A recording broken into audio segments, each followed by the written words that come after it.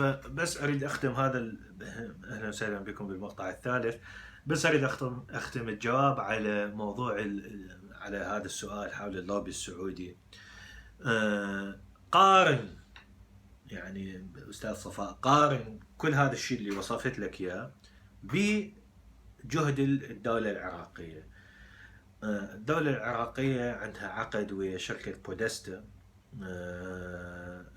اتصور هو عقد يتيم، وكل اللي تنصرفه سنويا شوية أقل من $1,000,000. ولما تجي تقول لهم تعالوا، يعني تحتاجون هواية أمور، تحتاجون هواية مساعدة، تحتاجون هواية ناس حتى تدق لكم أبواب، شو يقول لك؟ يقول لك ها ما عندي فلوس. فكر بيه، يعني شقد أمور ينصرف عليها فلوس بشكل تافه، يعني بشكل فاسد أو غير كفو بالدولة العراقية. شوف قدر هنا فيما يخص أهم علاقة استراتيجية بالنسبة للعراق وهي الجانب الأمريكي شلون يقدروها. هسه أيضا عندك الأكراد، عندهم كل طرف من الأكراد عندهم هم علاقاتهم الخاصة ولوبياتهم الخاصة، هم يصرفون فلوس. أتصور الأكراد يصرفون أكثر من الحكومة المركزية. وعندك يعني ظاهرة طلعت قبل سنة سنتين تقريبا، أطراف سنية، إن كان خميس الخنجر أو جمال الضاري، أو شوف منهم يعني بعد من من من هالأسماء، أيضا موظفين ناس وموظفين شركات لوبي وهاي. بس يعني الجهد العراقي مبعثر غير منسق، الجهد الرئيسي الجهد الحكومي جهد يعني باهت. صح إن سفارة، صح يعني السفير السابق والسفير الحالي اثنيناتهم يقومون بأدوار جيدة، بس هذا كله لا يكفي. احنا فرق ايضا عن السعوديين انه عندنا هواي ناس داخل الاداره يعني يريدون يساعدون العراق، او عندهم تجارب شخصيه ويا العراق يريدون يساعدون العراق، فهاي تكاسر. بس ايضا يعني هسه خلينا نقول تجي لحظه انه اما كلمه العراق او كلمه السعوديه ياهو اللي راح تنسمع، خصوصا ياهو اللي راح توصل الى الى اذان ترامب. فنقدر يعني من هسه نجاوب على هذا السؤال، نقول انه الجانب السعودي يعني امور هوايه افضل من الجانب العراقي. والدليل انه يعني العراق وامريكا سوية دي يقاتلون داعش وبشكل كبير، وامريكا عندها فد يعني تاريخ ويا العراق اصبح، وفد موضوع كلش مهم. بس ترامب لما يروح وحتى يعني يبين روحه انه دي يسوي فد شيء ضد الارهاب، ما يروح للعراق، دي يروح للرياض. فعاد انت قدر شنو الموضوع. السؤال الثالث، طبعا انا اريد تحكي في الموضوع همينة مداخلة اخرى، بس نشوف اذا نلحق. السؤال الثالث كان اللي حصل على وين صار؟ اوكي ها. بعدين عندنا 3 أسئلة كلها حازت على نفس العدد من الأصوات. نبدي بالسؤال من طرف الأستاذ عباس حسن الجوراني. الدور الأمريكي في كل من العراق وسوريا ما بعد داعش، الدور الأمريكي بما يتعلق بإيران وتركيا والسعودية والصراع لبسط نفوذها في المنطقة. خلينا نستعمل، خلينا يعني نستثمر فرصة هذا السؤال حتى نسوي تعقيب على الحلقة السابقة لما قلت لكم انه حدث مفصلي راح يصير يوم 16/5 لما يجي اردوغان الى واشنطن. هسه اذا تتابعون الحديث اللي يصير او الاخبار اللي تطلع من واشنطن حول دعم الجانب الامريكي الى اكراد سوريا كي يحرروا او مدينة رقة في سوريا، يحرروها من الدولة الإسلامية من داعش.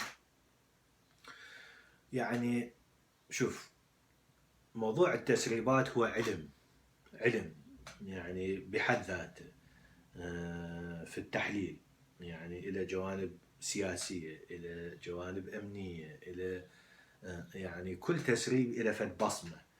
شنو النية، شنو علاقة التوقيت بالموضوع، ليش بهالدقة، ليش مثلا لا مو دقيق، الموضوع مبهم. يعني دوما لما عندك أحد يسرب فد شيء فأكو غاية من هالموضوع، هذا أتصور مفهوم. بس ليش والتفاصيل تصير كلش مهمة. فبدينا نشوف تسريبات يعني وحدة ورا الأخ، كأنه موضوع استباقي من بعض الأطراف في الإدارة، توجيه رسالة إلى تركيا وكأنه الأمر منتهي. يعني راح تيجي أردوغان إلى واشنطن، بس ما حتقدر تحكي أو تفتح هذا الموضوع، أو أفضل لك أنه ما تفتح هذا الموضوع، موضوع دعم الأمريكي إلى تنظيم واي بي جي، اللي خلينا نكون يعني واقعيين، هم بهذا التنظيم في لأكراد سوريا هو نفس البيكك.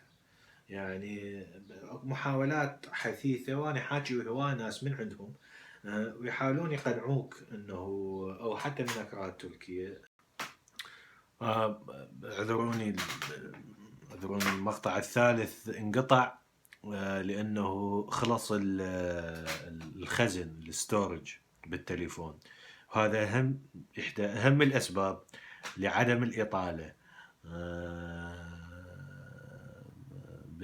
بالأجوبة وبالتسجيلات. فنرجع إلى الموضوع. أصور انتهينا أنه الأمريكان من خلال هاي التسريبات يحاولون يوصلون رسالة إلى تركيا، إلى أردوغان، أنه يا بالله تفتح الموضوع، حتى إذا الموضوع كلش مزعج بالنسبة لك أو محرج، أنه أمريكا تتعامل مع طرف في حالة حرب معلنة مع دولتك، مع تركيا، أي يعني البيكك ضد تركيا. فلا تفتح هذا الموضوع، لأنه إحنا درسنا كل الخيارات، والخيار الوحيد لتحرير رقة من داعش هو الواي بي جي، أو تحت المظلة هاي ورقة التوت، القوات الديمقراطية السورية، اللي هي على أساس لها واجهة عربية، بس هو فعليا الموضوع كله هو فعليا هو بيكك. وكل الشيء اللي يصير في من جانب من طرف أكراد سوريا أيضا، حتى نكون كلش واضحين بالموضوع، كله هو جزء من سياسة دي يتبعوها تتناسق وتتناغم وتتماهى مع سياسة البيكك والوجهة الاستراتيجية للبيكك. والموضوع يعني إنجاز كبير بالنسبة للأكراد أنه يحصلون على وضع خاص أو وضع شبه مستقل في شمال سوريا. بس الشيء الأهم بالنسبة لهم ضمن هاي رؤية البيكك هو شو راح يصير لدى أكراد سوريا، شو راح قصدي أكراد تركيا، شنو مستقبل العلاقة، راح هل سيبقى آبو، نسيت اسمه، أبو شنو اسمه، عبد الله أوجلان، هل سيبقى عبد الله أوجلان بالسجن؟ كل هاي الأسئلة هي يعني أتصور هي هاي هذا عمق الموضوع فيما يخص توجهات البيكك على خارطة الشرق الأوسط كلها، إن كان عملهم في شمال سوريا أو حتى في العراق في سنجار أو موقعهم في جبل قنديل. هي هاي الأسئلة الحقيقية بالنسبة لهم، شو راح يصير بالنسبة لوضعهم داخل تركيا. فهذا الموضوع يعني اللي يسرب من جانب الإدارة الأمريكية، واللي يسرب بهالطريقة وبهالأدوات وبهالقنوات وبهالتوقيت وبهالوضوح، دي يحاول يوصل هاي الرسالة. ما عليكم بالصوت. هسه يعني أنا أشوف لما أشوف هذا، لما أشوف هي الشغلة كأنه أحس يعني أن الموضوع غير محسوم. بس ليش نقول غير محسوم؟ لأنه هذا اللي يعني إذا هذا الطرف اللي يسرب إذا هالقد مسيطر أنه خلص حسم توجه السياسة الأمريكية وراح يعني راح يمشون بهالطريق، فما محتاج يسوي كل هالبهلوانيات. هسه يجوز أحد يجي يقول لا، التبرير أنه يعني تهيئة الرأي العام التركي لسقف التوقعات لهذه الزيارة شنو القادم شنو المقبل. بس مو بهالطريقة، لأنه هي إذا واحد يدرس هاي التسريبات فهي شغلتين بها نوع من الإهانة لأردوغان، وهم يعني ما مضطرين انه يهينوا بهاي المرحلة. الموضوع الثاني بها إهانة للقوات المسلحة التركية، وأيضا يعني هم ما مضطرين انه يعني ما متوازين انه يقومون بهاي الحركتين. أنا في اعتقادي لا، التحليل الأفضل أو التحليل الأدق هو الشخص اللي يريد هاي السياسة تنجح، يدعم استعمال الPKK لتحرير رقة لأسباب متعددة ومعقدة وبها تفاصيل كل شوية. هو ما مسيطر، ولو رئيس ترامب يجوز وقع على فد شيء يقول إيه سلحوهم بشكل مباشر، بس هذا الطرف يتخيل انه يجوز يجي اردوغان ويلتقي بترامب واردوغان يفره الدماغ ترامب ويقنعه في الموضوع ثاني، وترامب يندار عليهم هذول بالاداره يقول لا اريدكم هيك تسووها حسب تفاهمي ويا اردوغان. كلش وارد هالمساله.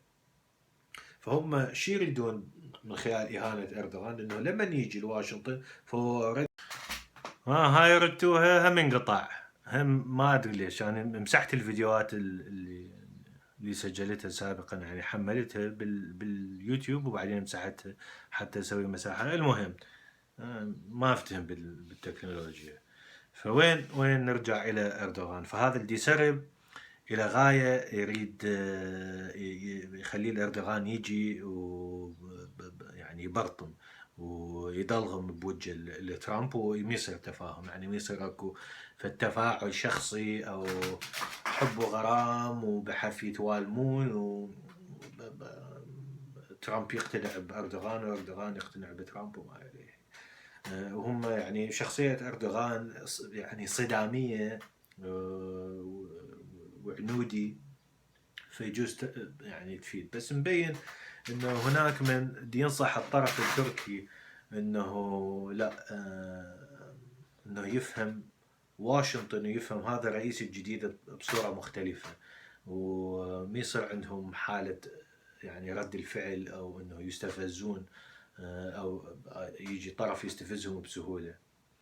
فإذا تلاحظون الشيء اللي قاله أردوغان بإحدى اللقاءات أو إحدى المظاهرات، ما أدري وين كان يحكي، كأنه نوه أنه هو ديدري أكو هيك تسريبات وديدري أكو من يدفع بهذا الموضوع، بس على كيفكم خلينا نروح أشوف الرجال والتقي وياه ونشوف وين نوصل التفاهم. فأرجع وأقول أنه الموضوع هذا مفصلي وكلش مهم. فجوابا على سؤالك أستاذ عباس، ولو كلش صرنا يعني فوق يعني أخذنا هواي وقت، بس قبل ما أحاول أني أجاوب على يعني إيران وسوريا والسعودية وتركيا وحتى بعض الأخوة سائلين على إسرائيل، هذا كله لازم نفتهم ايش راح يصير بهاي الخطوة. هاي الخطوة يوم 16/5 اللي راح تنحسم. هل راح يجي أردوغان وراح يقرأ براس ترامب يعني ويغير رأيه أو يخليه أنه يقتنع بفد موضوع آخر، أو هل راح يفوتون بهذا الدهليز؟ هي اثنين، هي يعني كل وحدة دهليز. إذا يتفق ويا أردوغان فهي دهليز، وإذا يفوتون ويا الأكراد ويا الPKK فهو هذا دهليز. فإلى ما نفتهم هذا الشيء، إلى ما نفتهم شو يصير بالضبط وعقل هذا الرئيس الأمريكي شلون راح يتبرمج، يعني من الصعوبة جدا أنه نجاوب على هكذا سؤال. يعني هو ملخص الجواب كلش بسيط، انه ماكو شي واضح لي هسه وماكو شي محسوم، ولكن اتصور هواية من هاي الامور راح تنحسم وراح تتوضح خلال هالشهرين، يعني من المنتصف السادس هواية امور واضحة ومحسومة، وراح يعني راح يكون لها اثر على حياة الناس اللي قاعدين بالشرق الاوسط، اللي يعيشون بالشرق الاوسط، كل بلدان الشرق الاوسط، بشكل مباشر وبشكل يعني ملموس، ويجوز حتى في بعض الحالات في بعض البقع والمناطق بشكل مصيري.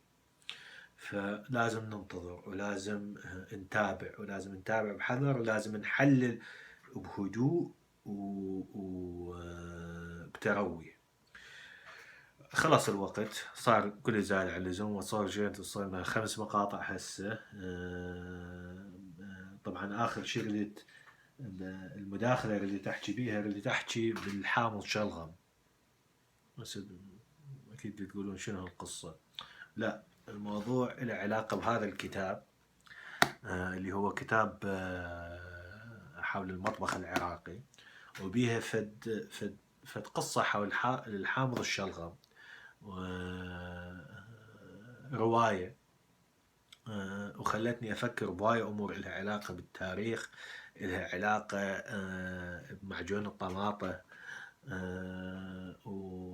والعراقيين برضه رافدين ايش كانوا دي يستعملون قبل معجون الطماطة. تذكرون الطماطة هو